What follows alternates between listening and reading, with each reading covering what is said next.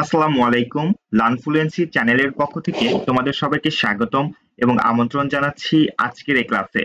আজকে আমরা আলোচনা করব নবম শ্রেণীর বিজ্ঞান অনুশীলন বইটি থেকে।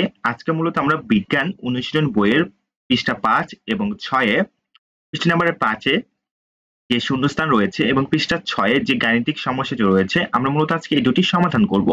চলো আলোচনাটি শুরু করা যাক। শুরু করছি পরম করুণাময় মহান আল্লাহ তাআলার নামে।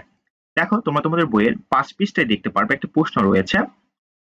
এখানে বলতেছে বস্তু একইভাবে ছুড়ে দিয়ে দেখো বিভিন্ন ভরের বস্তু একই রকম জোরে ছুড়ে মারলে সেগুলো কি একই দূরত্বে গিয়ে পড়ে? কেন নয়? তোমার উত্তর নিচের ফাঁকা জায়গায় লিখে রাখো। দেখো এই প্রশ্নটির উত্তরে আমরা লিখতে পারি বিভিন্ন ভরের বস্তু একই রকম জোরে ছুড়ে মারলে সেগুলো একই দূরত্বে গিয়ে পড়ে না, কারণ কোনো বস্তু ছুড়ে মারতে বস্তুটির ভর ও বেগের প্রয়োজন হয়। এক্ষেত্রে ভর ও বেগের ভিন্নতার কারণে ভিন্ন ভিন্ন দূরত্বে গিয়ে পড়ে। এর পরের যে প্রশ্নটি রয়েছে দেখো,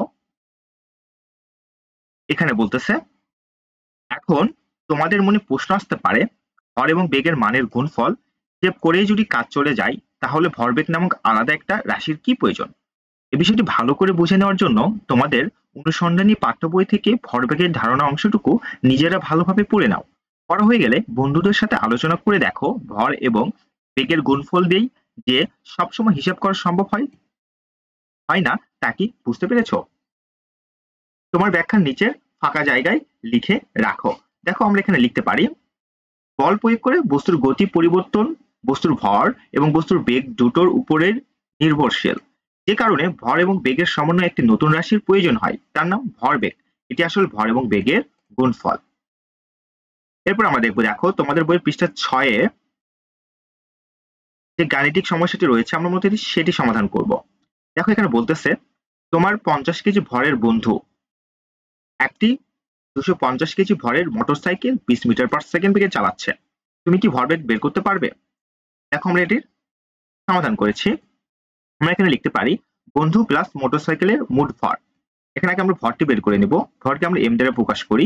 এখানে বন্ধুর ভর 50 কেজি দেখো এবং মোটরসাইকেলের ভর 250 কেজি। এই দুটোকে আমরা যোগ করে আগে ভরটি বের করে নিয়েছি। দুটি যোগফল হলো 300 কেজি। এরপরে আমরা দেখো এখানে মূলত বন্ধু এবং মোটরসাইকেল দুজনের বেগই 20 মিটার পার সেকেন্ড, তাই আমরা এখানে লিখেছি বেগ ভি সমান সমান 20 মিটার পার সেকেন্ড। এখন আমরা ভরবেগটি বের করব। দেখো ভরবেগকে আমরা পি দ্বারা প্রকাশ করি। আমরা জানি ভরবেগের একটা সূত্র রয়েছে, সূত্রটি হচ্ছে P equal to M V.